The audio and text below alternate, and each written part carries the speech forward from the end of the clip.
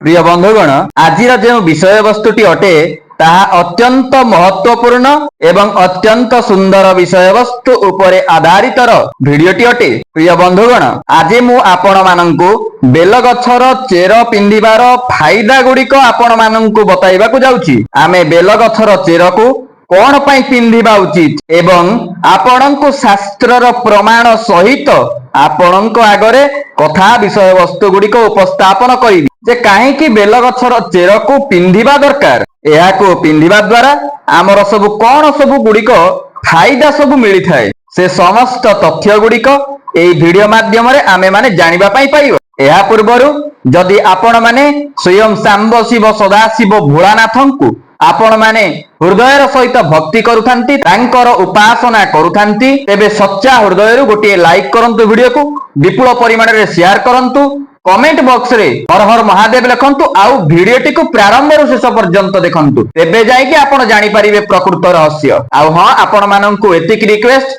आपण माने जदि हम चैनल ले नुवा करी आसीचंती तेबे हमर एई सत्य शांति मार्गदर्शन यूट्यूब चैनल टी को सब्सक्राइब करि नियंतु एवं पाखरे थिबा बेल आइकन टी को ऑन करि दियंतु जद्वारा कि आपनक पाखरे एमिति कि प्रामाणिक तथ्य मान आपनक पाखकु जाई यथाशीघ्र पहुंची परिबो। प्रिय बंधुगण एबे आसंतु सर्वप्रथमे आमे जानिबा पई पाइबा एही बेल वृक्षटी कोन पई आम निमित्त उपयोगी होई थाए, आम पई कोन पई उत्तम अटे। शास्त्र रे लिखा जाई अछि बेल वृक्षटी स्वतंत्र रूप रे रुद्राक्ष वृक्ष ठारु मध्य अत्यंत पावरफुल वृक्षटी अटे। प्रिय बंधुगण सेहि पई तो शास्त्र रे स्पष्ट रूप रे लिखा जाईछि रुद्राक्ष वृक्षात बिल्व वृक्ष सर्वाधिकं शक्तिशाली अस्ति। आर अर्थ होछि रुद्राक्ष वृक्ष ठारु स्वयं बेल वृक्ष होछि अत्यंत प्रभावशाली वृक्षटी। आ मने रखि थांतु मु आपनकु मनगडा कथा कहूनी, एहा शास्त्रोक्त जहा लिखा जाईछि आपनक आगरे गोटी गोटी करी मु आपनक आगरे समस्त विषय वस्तु रखुछि एई प्रमाण सहित आपण माने वर्तमान प्रमाण पाइले। प्रिय बंधुगण शास्त्र रे एहा मध्य वर्णना अछि जेउ माने कि बेल वृक्षर दर्शन करिनियंती माने प्रत्यह सकाळ रु उठिला क्षणी तांकर नित्य नैमितिक काम्य सारिला परे से यदि बेल वृक्ष दर्शन करिनियंती तांकर समस्त जीवन तमाम पाप सबु किछि धौत होई थाए। स्वयं बेल वृक्ष को जदि आपण स्पर्श करूचंती तेबे मने रखि थांतु आपण माने स्वयं महादेव को स्पर्श करूचंती। जदि आपण माने बेल वृक्ष को प्रत्यह स्नान आदि कर्म रु निवृत्त हेला परे जदि आपण ताको स्पर्श करिनेउचंती तेबे आपणक जीवन तमाम रे थिबा कष्ट पाप दारिद्र्यता एवं समस्त प्रकार जावतीय व्याधि मध्य अवश्य खंडन होई थाए। काहेकि ना शास्त्र रे बेल वृक्ष स्पर्शन करिवार अनेक प्रकार महत्व मध्य रहिछि। शास्त्रानुसारे शास्त्र आमको कोन कहूछि, शास्त्र स्वयं बतौचंती जे स्वयं लक्ष्मींकर स्तनरु मध्य एही बेल वृक्षर उत्पन्न होई अछि। त्रिदेव स्वयं ब्रह्मदेव विष्णुदेव एवं सांब शिव महादेव एही बेल वृक्ष रे वास करिथांती। एई जो त्रिपत्री देखिथांती आपण माने एई त्रिपत्री हेउची गोटिया संकेत। खास एइति पई मध्य कुआ जाई थाए कि शास्त्रानुसारे सोमवार दिन आपण माने बेलपत्र को छिंडेइबा एहा शास्त्र मत नुहे। जदि आपण छिंडौचंती सोमवार दिन बेलपत्र को तेबे निश्चिंत रूप रे आपण माने पापर भागीदारी हेउचंती। काहे कि एकथा कुआ जाईछि एबे आसंतु आपण माने सुनिबे। प्रकृत सत्य कथा कहिबाकू गले सोमवार दिन जाग्रत अवस्था रे सांब शिव सदाशिव महादेव सेही वृक्ष रे वास करिथांती। जदि आपण माने बेलपत्रटी सेठु छिंडौचंती तो निश्चिंत रूप रे आपण माने पापर भागीदारी हेउचंती, आपण मानकु महापातक दोष लागि थाए। तो बंधुगण वास्तव रे आमे माने बेल वृक्षर चेर को कोन पाई पिंधिबा उचित एबे आसंतु आमे जानिबा एवं एहार चेर को मध्य काहाकु धारण करिबा उचित, माने एही चेर को किए धारण करिबा उचित एवं केउ मानंकु सबु धारण करिबा अनुचित ए समस्त तथ्य ए वीडियो माध्यम रे आपण माने जानिबा पई पाइबे। तो प्रारंभ रु शेष पर्यंत आपण माने देखितांतु। प्रथमे बेल वृक्षर किछि महत्व विशेष गुण भाव रे आपण जानि नियंतु। ए बेल वृक्ष रे स्वयं माता महालक्ष्मी चिरवास करिथांती। जदि जो व्यक्ति प्रत्यह स्नान आदि कर्म निवृत्त होला परे सकाळ रे जदि आपण माने एक लोटा गंगा जल पाउचंती नचेत आपण पय माने क्षीर को जदि आपण ढाळुचंती सही बेलवृक्ष मूलरे तेबे दर्शक बंधु आपण मानकर 7 जन्मर गरीबी दूर होइथाय। एहा मध्य माना जाई अछि जेउ व्यक्ति की बेलवृक्षटीए लगौचंती किंबा तार विधिवत पूजा अर्चना करुचंती तेबे आपणक गृह आपणक चकड़ारे थिबा समस्त वास्तु जनित समस्या को एहा खंडन करिबा सहित नकारात्मक शक्तिर ऊर्जा को मध्य खंडन करिथाय। एवं जेउ व्यक्ति विशेषंक गृह रे सुख शांति वैभव इत्यादि समस्त प्रकार सुख सुविधा वंचित अछंती से समस्त सुख सुविधा एही व्यक्ति विशेषण को अवश्य प्राप्त होइथाय जदि आपण माने विधिवत भावरे बेलवृक्षर पूजार्चना करुचंती। तो यह भी मध्य माना जाइथाय कि बेलवृक्षटीए जदि आपण आपणक गृह पाखरे लगौचंती तो आपणकर सेई वातावरण को मध्य ता शुद्धिकरण करिथाय। काहेकि बेलपत्र स्वयं सांब शिव महादेवं को अर्पण करा जाइथाय।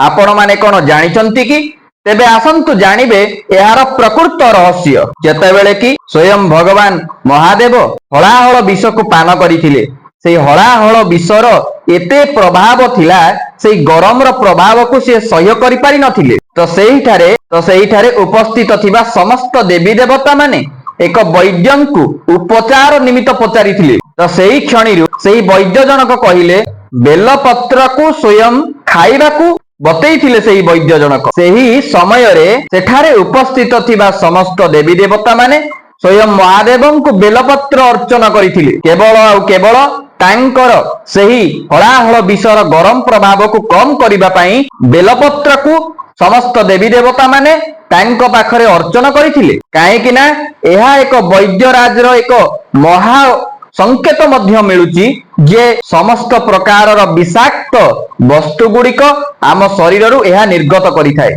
एवं एहा शरीर को ठंडा करिबा सहित शुद्ध मध्य करिथाय मन को पवित्र मध्य करिथाय। आपण माने देखुनांती आपण स्नानादि कर्म निवृत्त होई सारिबे बेलपत्र टिए आनिबे महादेवंक नाम चिंता करी ताकू टिके पाइबे देखिबे आपणक मन समस्त आपणक वातावरण शुद्ध परिका लागिबो। तो दर्शक बंधु एबे आसंतु आमे जानिबा तार चेर को कौन पाई पिंधिबा उचित एवं यार चेर को आपण माने पिंधिले आपणक जीवन रे केउ सब परिवर्तन मान आसी थाए। आसंतु एबे आमे जानिबा जेउ व्यक्ति विशेष शनि ग्रहंक द्वारा चिंतित अछंती 90% लोकंकर जेतेबेले कि शनिंकर 7.5 प्रभाव आसी जाई थाए से व्यक्ति विशेष अत्यंत गुरुत्वपूर्ण समस्या देई गति करंती आउ से माने अनेक प्रकार बड़ बड़ विद्वान ज्योतिषंक पाखकु जाइथांती किंतु सेमानंकु से समस्त समस्या रो मुक्ति मिली न थाए। आपनंकु आज्ञा ज्वर होई आपण ज्वर निमित्त जदि उपयुक्त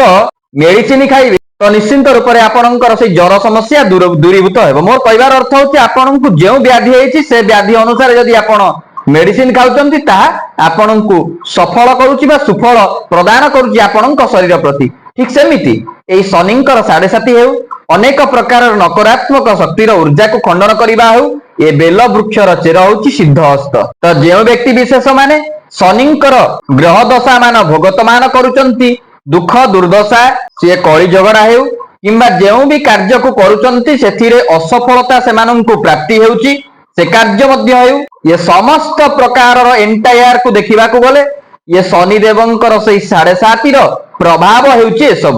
तो एही निमित्त जदि आपण माने अत्यंत चिंताग्रस्त अछंती जदि आपण माने मु बतौथिबा विधिवत अनुसारे आपण माने बेलवृक्षर चेर को धारण करिथांती एमिति व्यक्ति विशेषंकु शनिदेवंकर 7.5 प्रभाव निश्चिंत रूप से कम होइथाय आउ एमानंकर समस्त समस्या गुड़िक मध्य अवश्य दूरीभूत होइथाय। दर्शक बंधु आउ जेउ व्यक्ति विशेष माने कौनसी कार्य रे सफल होई पारु नाहंती जदि एमिति व्यक्ति विशेष बेलवृक्षर चेर पिंधंती तो तांकु प्रत्येक क्षेत्र रे आज्ञा सफलता सेमानंकु अवश्य प्राप्त होइथाय। किंतु मु आपनंकु गोटे विधिवत अनुसार कहबी को पटु चेर ग्रहण करिवे केउ दिन ग्रहण करिवे केमिति पिंधिवे तार समस्त विवरणी सहित मु आपनंकु प्रदान आगरे करिवी। आपण प्रथमे जानि रखंतु किछिटा कथा मु आपनंकु कहूची जदि आपण से सब कथा न जानुचंती खाली उपाय देखुचंती से उपाय काम करिवो नै कारण जदि आपण तार फलाफल न जानिचंती। उदाहरण स्वरूप दर्शक बंधु मु आपनकु कहली बेलवृक्ष एते महानता अछि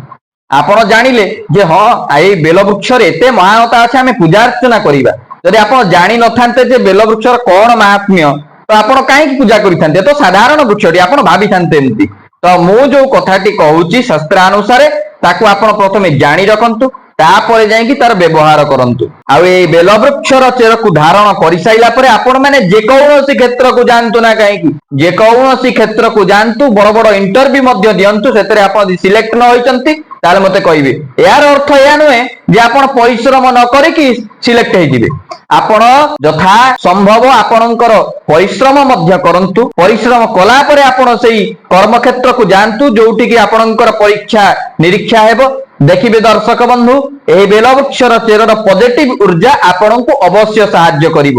ଆଉ ଗୋଟିଏ କଥା କହୁଛି, ଯେଉଁମାନେ କି ଧନ ନିମିତ୍ତ ଧନ ପ୍ରାପ୍ତି କରିବା ପାଇଁ ଆପଣ ମାନେ ଚାହୁଁଛନ୍ତି, ଯେଉଁମାନଙ୍କର ଆର୍ଥିକ ସମସ୍ୟା ଅଛି, ତ ଆପଣ ମାନେ କଣ କରିବେ, ଶୁକ୍ରବାର ଦିନ ମୁଁ ଯୋଉ କଥାଟି କହୁଛି ଆପଣ ଶୁଣିଥାନ୍ତି। ଶୁକ୍ରବାର ଦିନ 1 ଲୋଟା ଜଳ ବେଲବୃକ୍ଷ ମୂଳରେ ଆପଣ ମାନେ ଅର୍ପଣ କରିବେ। ଯେଉଁମାନଙ୍କର ଧନ ଆବଶ୍ୟକ ଅଛି, ଦୁଇଟି କଥା କହିବି, ସେ ଦୁଇଟି ଉପାୟ ଆପଣଙ୍କର ସବୁ କିଛି ଜାଣିପାରିବେ। ସ୍ପେଶାଲ ଯୋଉମାନଙ୍କର ଧନ ଆବଶ୍ୟକ ଅଛି ସେମାନେ କଣ କରିବେ, 1 ଲୋଟା ଜଳ ଶୁକ୍ରବାର ଦିନ ଆପଣ ସକାଳେ ଆପଣଙ୍କର ନିତ୍ୟ ନୈମିତିକ କର୍ମରୁ ନିବୃତ୍ତ ହେଇସାରିଲା ପରେ ଆପଣ ମାନେ ଜଳ ଅର୍ପଣ କରିସାରିଲା ପରେ ଆପଣ ପୂର୍ବ ପଟର ଗୋଟିଏ ଚେରକୁ ସଂଗ୍ରହ କରନ୍ତୁ। ଛୋଟିଆ ଚେରଟିଏ ଆଣନ୍ତୁ, ଯେମିତି ତାବିଜରେ ପଶି ପାରିବ, ସେମିତିକା ଚେରଟିଏ ଆପଣ ସଂଗ୍ରହ କରନ୍ତୁ। ତାକୁ କଣ କରନ୍ତୁ, କୌଣସି ଏକ ମହାଦେବଙ୍କ ମନ୍ଦିରରେ ଯାଆନ୍ତୁ, ତାକୁ ଫୁଲ ଏବଂ ଗନ୍ଧ ପୁଷ୍ପ ଧୂପ ଦୀପ ନୈବେଦ୍ୟ ଆକାରରେ ଚଢେଇ ତାକୁ ଟିକେ ସ୍ପର୍ଶ କରି ଶିବଲିଙ୍ଗରେ ତାକୁ ଆଣି ଆପଣଙ୍କ ଗଳାରେ ଧାରଣ କରନ୍ତୁ। ଦେଖିବେ ଦର୍ଶକ ବନ୍ଧୁ, ଏଇଟାକୁ ଆପଣ ଶୁକ୍ରବାର ଧାରଣ କରିବାର ଅଛି। ସେଇ ଶୁକ୍ରବାର ଦିନ କରିବେ, ସେଇ ଶୁକ୍ରବାର ଦିନ ଆପଣ କରିବେ, ସେଇ ଶୁକ୍ରବାର ଦିନ ହିଁ ଆପଣ ଧାରଣ କରିବେ। ଏଇ ଦେଖିବେ ଆପଣ ମାନେ ଯଦି ଶୁକ୍ରବାର ଧାରଣ କରିନେଉଛନ୍ତି, ତେବେ ଆପଣ ମାନଙ୍କୁ ଅଚାନକ ଧନ ପ୍ରାପ୍ତି ହେବ। ଗ୍ରହ ଶୁକ୍ରଦେବଙ୍କର କୃପା ମଧ୍ୟ ଆପଣଙ୍କୁ ପ୍ରାପ୍ତି ହୋଇଥାଏ। ଶୁକ୍ରଦେବଙ୍କୁ ଧନର ସ୍ୱାମୀ ମଧ୍ୟ କୁହାଯାଇଥାଏ ଏବଂ ସୁଖ ସମୃଦ୍ଧିର ସ୍ୱାମୀ ବି ମଧ୍ୟ କୁହାଯାଇଥାଏ। ଏମିତି ବି ମଧ୍ୟ ଶାସ୍ତ୍ରରେ ବର୍ଣ୍ଣନା ଅଛି, ଯେଉଁ ବ୍ୟକ୍ତି ବିଶେଷ କି ବେଲ ବୃକ୍ଷର ଚେରକୁ ଧାରଣ କରିଥାନ୍ତି, ସେହି ଉକ୍ତ ବ୍ୟକ୍ତିଙ୍କର କାଳସର୍ପ ଦୋଷ ବି ମଧ୍ୟ ରହିନଥାଏ। ଏହା ଗୋଟିଏ ବଡ ଖୁଲାସା ମୁଁ ଆପଣଙ୍କ ଆଗରେ କରିଛି। ପ୍ରିୟ ବନ୍ଧୁଗଣ, ଏବେ ଆସନ୍ତୁ ଅନ୍ୟ ଏକ ଉପାୟ ଜାଣିବା, ଯାହାକି ଚେର ପିନ୍ଧିବାର ଗୋଟିଏ ବିଧି, ଯାହାକି ଆପଣଙ୍କର ଆର୍ଥିକ ସମସ୍ୟା ହେଉ, ତମାମ ଡିପ୍ରେସନରେ ଯଦି ରହୁଛନ୍ତି ସେ ସମସ୍ୟା ମଧ୍ୟ ହେଉ, ଯଦି ଆପଣଙ୍କର ସ୍ୱାସ୍ଥ୍ୟଗତ ସମସ୍ୟା କିଛି ରହୁଛି, ବ୍ଲଡ ପ୍ରେସର, ଡାଇବେଟିସ, ଅନ୍ୟାନ୍ୟ ପ୍ରକାରର ଅନେକ ପ୍ରକାରର ବ୍ୟାଧି ଆପଣଙ୍କ ଶରୀରରେ ଅଛି, କିମ୍ବା ଆପଣଙ୍କର ଋଣକର ଯୋଜନିତ ସମସ୍ୟା ହେଉ, ଆପଣଙ୍କର ପାରିବାରିକରେ କଳହ ହେଉ, ଅନେକ ପ୍ରକାରର ଯାବତୀୟ ସମସ୍ୟା, ଯୋଉଗୁଡା କି ଆପଣ ମଧ୍ୟ ଭାବି ପାରିନଥିବେ, ସେ ସମସ୍ୟା ମଧ୍ୟ ସମସ୍ତ ସମସ୍ୟା ଦୂରୀଭୂତ ହୋଇଥାଏ ଏହି ଯୋଉ ଉପାୟଟି ବର୍ତ୍ତମାନ ମୁଁ କହିବି। ତ ବନ୍ଧୁଗଣ, ଆପଣ ମାନେ କଣ କରିବେ, କୌଣସି ଗୋଟିଏ ରବିବାର ଦିନ ଆପଣ ମାନେ ଧ୍ୟାନ ପୂର୍ବକ ଶୁଣୁଥାନ୍ତୁ, କୌଣସି ଏକ ରବିବାର ଦିନ ଆପଣ ମାନେ ଏକ ଛୋଟିଆ ଲୋଟାରେ ଅଳ୍ପ କିଛି କ୍ଷୀର, ଅଳ୍ପ କିଛି କଞ୍ଚା କ୍ଷୀର, ତାକୁ ବେଲ ବୃକ୍ଷ ମୂଳରେ ଆପଣ ଅର୍ପଣ କରନ୍ତୁ। ଯଦି ଖସା ଟିକେ ଅଛି, ସେଇ ଖସାକୁ ମଧ୍ୟ ସେଇ କଞ୍ଚା କ୍ଷୀରରେ ପକେଇ ତା ସହିତ ଆପଣ ଅର୍ପଣ କରନ୍ତୁ ବେଲ ବୃକ୍ଷ ମୂଳରେ କ୍ଷୀରଟିକୁ। ସେଇ ବେଲ ବୃକ୍ଷରେ ଆପଣ ଟିକେ ସିନ୍ଦୁର, ଚନ୍ଦନ, ଧୂପ ଦୀପ ଟିକେ ଦିଅନ୍ତୁ, ନୈବେଦ୍ୟ କିଛି ଦିଅନ୍ତୁ, ନୈବେଦ୍ୟ ଆକାରରେ ଫଳମୂଳ ଆପଣ ଦେଇପାରିବେ। ଦେଇ ସାରିଲା ପରେ ଆପଣ ମାନେ ଟିକେ ମୁଣ୍ଡିଆ ମାରନ୍ତୁ ଏବଂ ପ୍ରାର୍ଥନା ପୂର୍ବକ ମୁଣ୍ଡିଆ ମାରନ୍ତୁ, ହେ ପ୍ରଭୁ ମହାଦେବ, ମୁଁ ଏମିତିକା ସବୁ ସମସ୍ୟା ଦେଇ ଗତି କରୁଛି। ଆପଣଙ୍କର ଯାବତୀୟ ସମସ୍ୟା ଗୁଡିକୁ ସେଇ ବେଲବୃକ୍ଷଙ୍କ ଆଗରେ ଆପଣ ପରିପ୍ରକାଶ କରିବେ ଏବଂ 7 ଥର ଘେରା କରିବେ। 7 ଥର ଯୋଉ ଘେରା କରିବେ, ପୂର୍ବ ପଟେ ଆପଣ ଘେରା କରିବେ। ଯଦି ସେମିତିକା ସୁବିଧା ନାହିଁ ତ ଆପଣ ମାନେ ଠିଆ ହୋଇଥିବା ସ୍ଥାନରେ ଆପଣ ପୂର୍ବ ପଟ ଦେଇକି ଆପଣ ଟିକେ ବୁଲିଯିବେ ସେଇଠି 7 ଥର। ଯଦି 7 ଥର ନ କରିପାରୁଛନ୍ତି ତେବେ ଥରେ କରିସାରିଲା ପରେ ଆପଣ ମାନେ ସେଇ ରବିବାର ଦିନ ଆପଣ ଉତ୍ତର ପାଖ ଯୋଉ ଚେର ଥିବ, ବେଲ ବୃକ୍ଷର ଉତ୍ତର ପାଖ ଚେରରୁ ଆପଣ କିଛି ସଂଗ୍ରହ କରନ୍ତୁ, ଛୋଟିଆ ଅଂଶ, ଏକଦମ ଛୋଟିଆ ଅଂଶଟିଏ, ତାକୁ ତାବିଜଟିଏ କରିଦିଅନ୍ତୁ। ତାବିଜ କରିସାରିଲା ପରେ ତାକୁ ଆପଣ ଧାରଣ କରନ୍ତୁ। ଉତ୍ତର ପାଖ ଚେର ମନେ ରଖିଥିବେ, ପୂର୍ବ ପଟ ନୁହଁ, ଉତ୍ତର ପାଖ ଯୋଉ ଚେର ଥାଏ, ସେଇ ଚେରକୁ ଆପଣ ଧାରଣ କରିବେ କେମିତି ନା, ଶିବ ମନ୍ଦିର ଯିବେ, ସେଠି ଆପଣ କଣ କରିବେ, ଧୂପ ଦୀପ ନୈବେଦ୍ୟ ଆଦି ସବୁ ଦେଇ ସାରିଲା ପରେ ସୋମବାର ଦିନ ସନ୍ଧ୍ୟାରେ ଆପଣ ତାକୁ ପୂଜାର୍ଚ୍ଚନା ପୂର୍ବକ ଆପଣ ତାକୁ ଧାରଣ କରନ୍ତୁ ବେକରେ। ଦେଖିବେ ଦର୍ଶକ ବନ୍ଧୁ, ବିଶ୍ୱାସ କରନ୍ତୁ, ଆପଣଙ୍କର ଯାବତୀୟ ଧନ ଜନିତ ସମସ୍ୟା ହେଉ, समस्त समस्त समस्या ए रु जेड पर्यंत जिते भी समस्या आपण भाभी पारि नथिबे से समस्त समस्या आपणकर दूरीभूत होता है। यहाकू करिनेले आपणक एवं आपणक परिवार वर्गंक प्रति हित मंगल। तो दर्शक बंधु आज बाणी के विराम देबा। रहुची नमस्कार। हर हर महादेव।